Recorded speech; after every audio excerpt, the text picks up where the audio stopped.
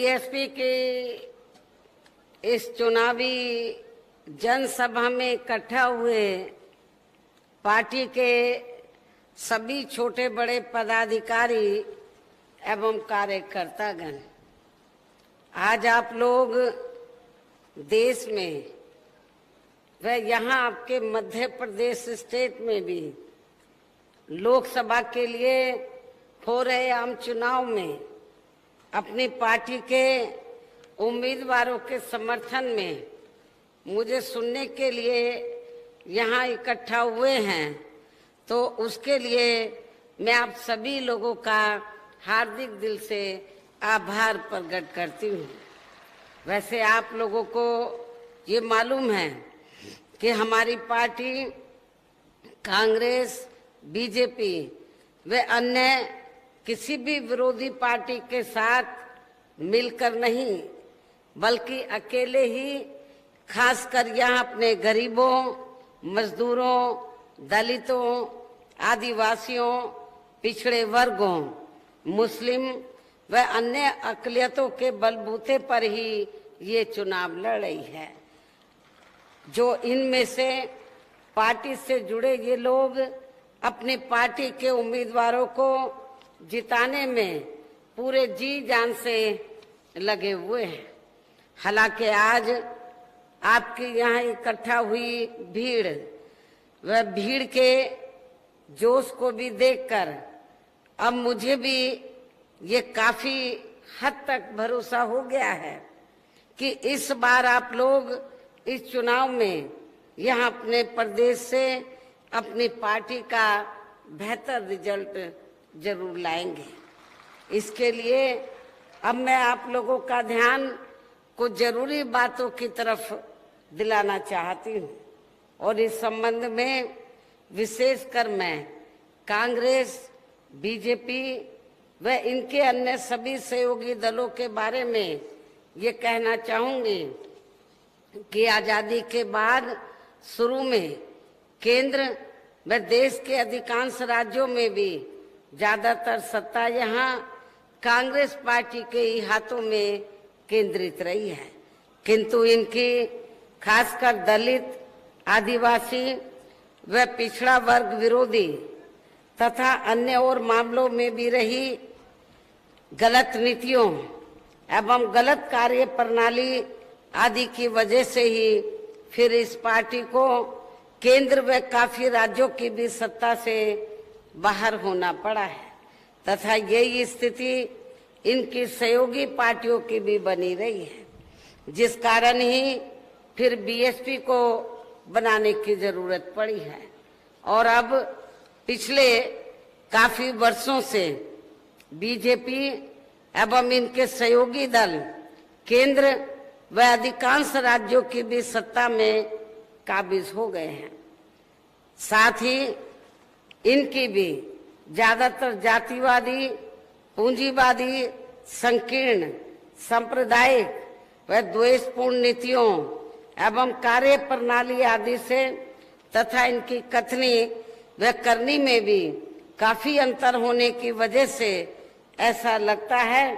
कि इस बार ये पार्टी भी यानी कि भारतीय जनता पार्टी भी केंद्र की सत्ता में आसानी से वापस आने वाली नहीं है, बशर्ते यदि ये चुनाव इस बार फ्री एंड फेयर होता है तथा आम चर्चा के मुताबिक वोटिंग मशीनों में भी कोई गड़बड़ी आदि नहीं की जाती है। और वैसे भी इस बार चुनाव में इनकी कोई भी पुरानी एवं नई चल रही नाटकबाजी, जुमलेबाजी व गारंटी आदि भी काम में आने वाली नहीं है, क्योंकि अब देश की जनता काफी हद तक इस बात को समझ चुकी है कि इनकी पार्टी ने अब तक देश के विशेषकर गरीबों, कमजोर तबकों, मध्यम वर्गीय एवं अन्य मेहनतकश लोगों को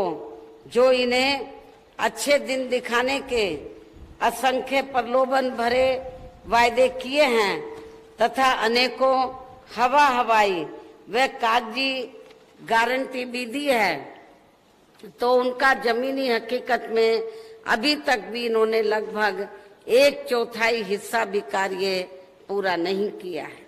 बल्कि इसके स्थान पर इनका ज्यादातर समय व ताकत भी यहाँ इनके अपने चहेते रहे बड़े बड़े पूंजीपतियों एवं धन्ना सेठों को ही ज्यादा से ज्यादा मालामाल व धनवान आदि बनाने में तथा उन्हें हर स्तर पर छूट देने व बचाने आदि में ही लगी रही है, जिसके कारण जिनके अधिकांश आर्थिक सहयोग से ही ये पार्टी व अन्य पार्टियां भी अपना संगठन चलाती हैं तथा चुनाव आदि भी लड़ाती हैं, जिसका काफी कुछ खुलासा बॉन्ड की आई रिपोर्ट से भी हो जाता है। इसके साथ ही अब ऐसा लगता है कि कांग्रेस पार्टी की तरह ही बीजेपी ने भी केंद्र की तमाम सरकारी जांच एजेंसियों का ज्यादातर राजनीतिकरण ही कर दिया है। इसके अलावा देश के किसान वर्ग भी वर्तमान बीजेपी की सरकार में शुरू से ही अपनी विभिन्न समस्याओं को लेकर काफी ज्यादा दुखी व परेशान रहे हैं और अभी भी हैं, जबकि यूपी में 4 बार हमारी पार्टी की रही सरकार ने इनके हितों का भी हर स्तर पर विशेष ध्यान रखा है। इतना ही नहीं बल्कि केंद्र में पूर्व की रही कांग्रेसी सरकार की तरह ही वर्तमान भाजपा सरकार में भी इनकी जातिवादी हीन सांप्रदायिक एवं पूंजीवादी सोच व नीतियों के चलते ही पूरे देश में सर्व समाज में से खासकर गरीबों, दलितों, आदिवासियों, पिछड़े वर्गों, मुस्लिम एवं अन्य धार्मिक अल्पसंख्यक समाज के लोगों का भी पूर्ण रूप से विकास व उत्थान आदि नहीं हो सका है। और इस संदर्भ में वैसे आप लोगों को ये मालूम है कि पूरे देश में यहाँ दलितों, आदिवासियों एवं अन्य पिछड़े वर्गों का सरकारी नौकरियों में वर्षों से अधूरा पड़ा आरक्षण का कोटा भी अभी तक पूरा नहीं भरा गया है। विशेषकर SC व ST वर्गों के सरकारी कर्मचारियों का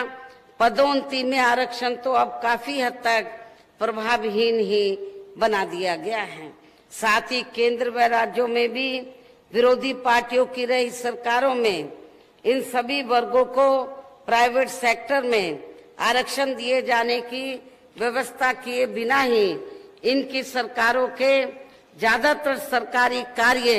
अब प्राइवेट सेक्टर के जरिए ही इनके बड़े बड़े पूंजीपतियों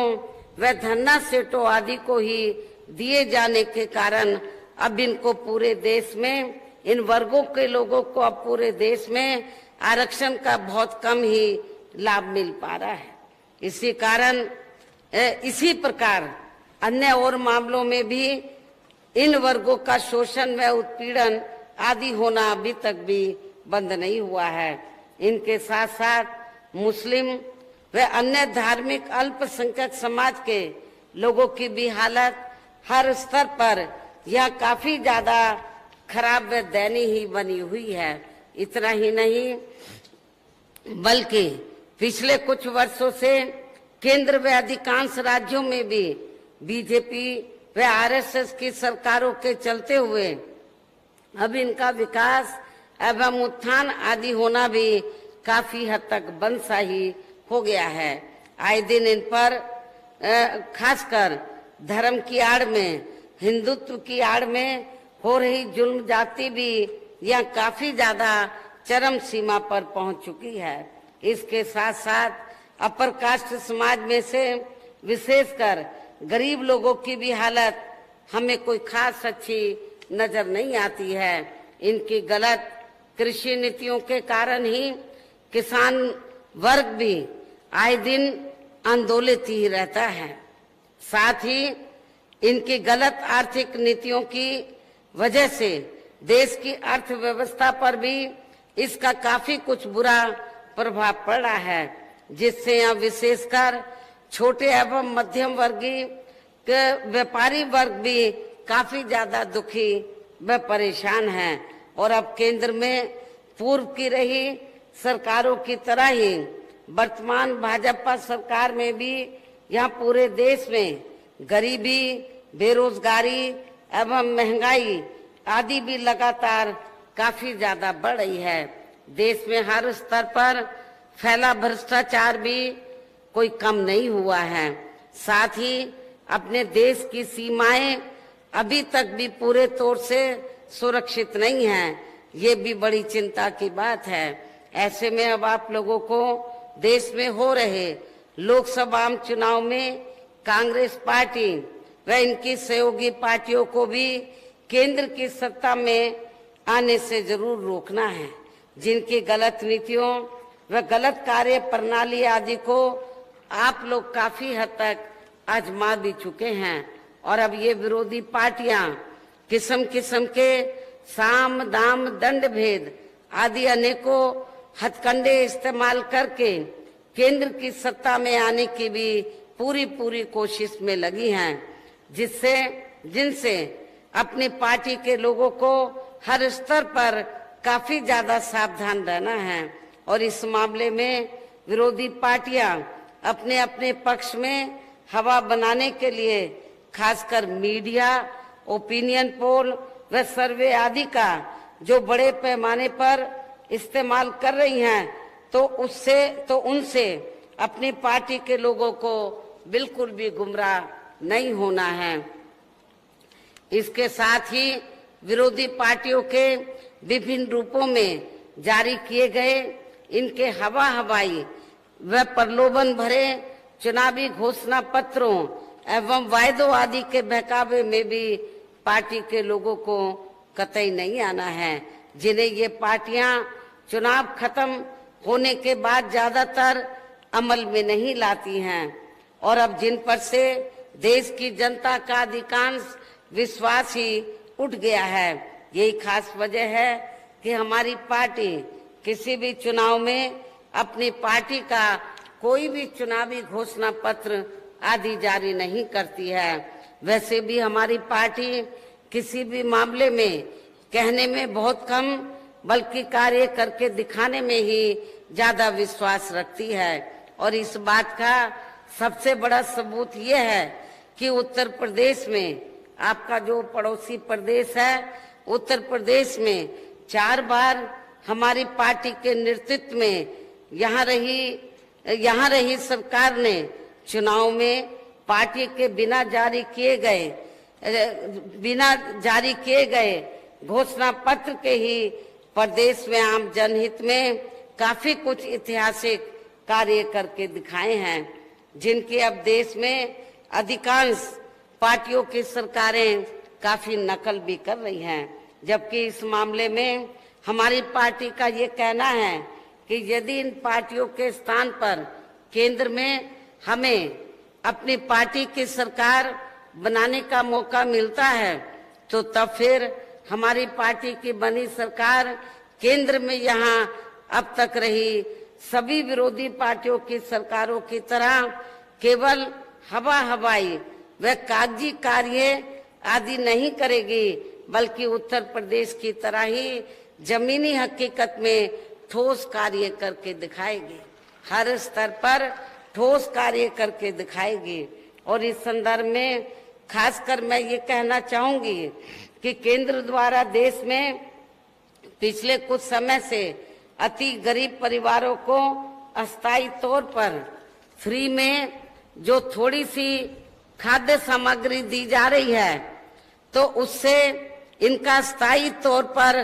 भला होने वाला नहीं है। और वैसे भी इनकी ये जटिल समस्या देश में हर हाथ को काम देने से ही केवल दूर हो सकती है, जिसकी तरफ हमारी पार्टी की बनी सरकार विशेष ध्यान देगी। और इस संबंध में यहाँ मैं आप लोगों को ये कहना चाहूंगी कि पिछले कुछ समय से भारतीय जनता पार्टी की सरकार, केंद्र की भारतीय जनता पार्टी की सरकार तो फ्री में थोड़ी सी खाद्य सामग्री गरीब परिवारों को देकर, तो उसके बदले में जब चुनाव आता है, चाहे असेंबली का हो या पार्लियामेंट का, तो चुनाव के दौरान फिर बीजेपी व आरएसएस के लोग गांव-गांव में जाकर यही प्रचार करते हैं कि देखो मोदी जी की सरकार ने आपको फ्री में राशन दिया है, आपको नमक चावल आटा दिया है, आपका फर्ज बनता है, आपके ऊपर मोदी जी का बहुत कर्ज है, इस कर्ज को आपको वोट के बदले में अदा करना है। ये प्रचार करके उन गरीब लोगों को गुमराह करते हैं, जबकि गरीब लोगों को ये मालूम होना चाहिए, उनको जो फ्री में थोड़ा सा भी राशन दिया जा रहा है, जो भी सुविधाएं दी जा रही हैं, मोदी जी या भारतीय जनता पार्टी कोई अपनी जेब से नहीं दे रही है सुविधा, बल्कि जो गरीब जनता या पूरे देश की जनता जो टैक्स देती है, उस टैक्स के पैसे से ही आप लोगों को ये खाद्य सामग्री दी जाती है और सुविधाएं दी जाती है। तो इसके लिए आपको ये जो हमें कर्ज अदा करना है, हमने नमक खाया मोदी जी का, इसके चक्कर में आप लोगों को गुमराह नहीं होना है। साथ ही देश में पिछले काफी वर्षों से आए दिन बढ़ रही गरीबी, बेरोजगारी व महंगाई आदि से भी जनता बहुत ज्यादा परेशान है, जिससे भी आर्थिक नीतियों में तब्दीली करके हमारी सरकार द्वारा जरूर दूर किया जाएगा। धर्म की भी आड़ में, हिंदुत्व की भी आड़ में पिछले कुछ वर्षों से खासकर मुस्लिम समाज के लोगों का द्वेष की भावना से जो इनका काफी ज्यादा शोषण व उत्पीड़न आदि किया जा रहा है, तो इसे भी जरूर रोका जाएगा। कहने का तात्पर्य यह है कि देश में इस समय हो रहे लोकसभा चुनाव में विरोधी पार्टियों के जारी किए गए उनके हवाई व प्रलोभन भरे चुनावी घोषणा पत्रों आदि के बहकावे में अब यहाँ खासकर देश के अति गरीबों, मजदूरों, बेरोजगारों एवं अन्य जरूरतमंद लोगों को बिल्कुल भी नहीं आना है। और अभी ने ऐसी सभी विरोधी पार्टियों को केंद्र की सत्ता में आने से जरूर रोकना है, जिनकी कथनी व करनी में काफी अंतर रहा है तथा जिन्हें ये लोग बरसों से काफी आजमा भी चुके हैं। ऐसे में अब मेरा यही कहना है कि आप लोगों को अपने खुद के व अपने प्रदेश एवं देश के भी हित में अपने वोटों को यहाँ कांग्रेस, बीजेपी व अन्य विरोधी पार्टियों को न देकर केवल अपनी एकमात्र हितैषी पार्टी बहुजन समाज पार्टी को ही देना है, जो ये पार्टी उत्तर प्रदेश की तरह ही केंद्र में भी अपनी पार्टी की सरकार बनने पर फिर पूरे देश में यहाँ अपनी पार्टी की सर्वजन हिताय व सर्वजन सुखाय की नीतियों पर आधारित ही सरकार चलाएगी। इसके साथ साथ केंद्र से जुड़ी आपके क्षेत्र की जो भी यहाँ स्थानीय समस्याएं होंगी, तो उन्हें भी फिर दूर करने का हर संभव पूरा प्रयास किया जाएगा। साथ ही यहाँ गरीबों, मजदूरों, बेरोजगारों, कर्मचारियों, किसानों, छोटे व्यापारियों एवं अन्य मेहनतकश लोगों के हितों का भी विशेष ध्यान रखा जाएगा। सर्व समाज में से खासकर दलितों, आदिवासियों, पिछड़े वर्गों, मुस्लिम व अन्य धार्मिक अल्पसंख्यक समाज के लोगों के विकास व उत्थान के साथ साथ हर स्तर पर इनकी सुरक्षा आदि के लिए भी प्रभावी कदम उठाए जाएंगे। और तभी फिर यहाँ वास्तव में अपने देश के महान संतों, गुरुओं व महापुरुषों में भी विशेषकर महात्मा ज्योतिराव फुले, श्री छत्रपति शाहू जी महाराज, श्री नारायण गुरु, बाबा साहब डॉक्टर भीमराव अंबेडकर एवं मान्यवर श्री कांशीराम जी आदि का अधूरा राज सपना जरूर साकार हो सकता है, जिनको यूपी में हमारी पार्टी की रही सरकार द्वारा हर स्तर पर पूरा आदर सम्मान दिया गया है। इन्हीं खास बातों के साथ ही अब मेरा पार्टी व मूवमेंट के हित में यही कहना है कि आपके मध्य प्रदेश स्टेट में और खासकर आपके रीवा लोकसभा की सीट और इससे लगी हुई जो अन्य लोकसभा की सीटें हैं, जिनको भी हमारी पार्टी ने लोकसभा के लिए चुनाव के मैदान में उतारा है, जो यहाँ आपके सामने मंच पर भी मौजूद हैं, तो उन्हें आपको जरूर कामयाब बनाना है। जो आपके सामने खड़े हैं, मंच पर भी मौजूद हैं, तो उन्हें आपको जरूर कामयाब बनाना है, जिसके लिए यहाँ पार्टी के केंद्रीय व स्टेट के कोऑर्डिनेटर तथा स्टेट की पूरी कमेटी व यहाँ के अन्य सभी स्तर के छोटे बड़े पदाधिकारी एवं कार्यकर्तागण आदि पूरे जी जान से लगे हुए हैं। और अब अंत में मेरा यही कहना है कि आप लोगों को वोट पड़ने वाले दिन यहाँ अपनी पार्टी के सभी लोकसभा उम्मीदवारों को पार्टी के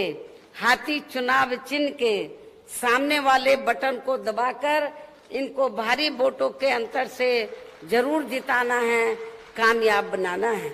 इस खास अपील के साथ ही अब मैं अपनी बात यही समाप्त करती हूँ। जय भीम, जय भारत।